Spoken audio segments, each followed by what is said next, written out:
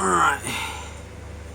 Alright guys and girls, welcome back to another video of mine on my YouTube channel. This is the Crivit here.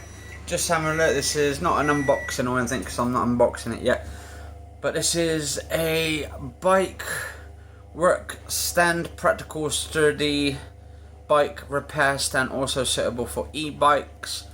This is the 360, it's a 360 degree, so it moves around and it moves the other way, so it does up and down, left and right for 360. Quick release claw with a non-slip profile which won't scratch paint, so it's pretty cool. So you can put e-bikes on it as well as standard bikes. So extendable arm secures the handlebar for front wheel repairs. So you can move it around. Bracket fits all common frames, diameters approximately 25 to 55 millimeters. And then there's the Crivit sort of tools. There's a little bit there so you can put your screwdrivers in, your claws, your spanners and your screw bits and stuff, and nuts and bolts. Tool tray with built-in magnetic compartment. And we also just got the main sort of frame bit, which has got a stand on it, and it's 3-year warranty on it. This is, I bought this from Lidle's.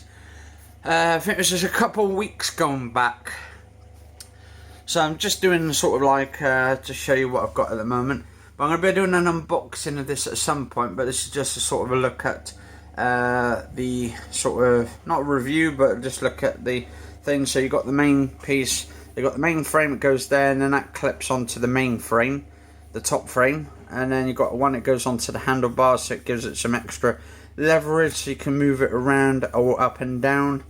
And then there's your screw bits there and all that, and it's extendable arm secures, so it secures but it's extendable, so it's pretty cool. I think I paid I think it was about 25 quid for this, which is actually very reasonable, but I've got to try and check it out first to see if it works. I will be doing sort of a review or a look at it, the item, once I unbox. I'm not unboxing it today, but I want to try and get my shed up first. I'm still waiting for the bits and bobs to come. If the bloke's getting in touch with him, he said he's already got in touch with the company, Bunnings, but they haven't replied back yet, and I don't know if I'm going to be getting my screws or not. And it has to have a specific screws to go on these the sheds, even though it's like a 10-year, 20-year warranty on it, the shed. So if anything goes wrong, you're supposed to take it back. But how are you supposed to take it back to Australia?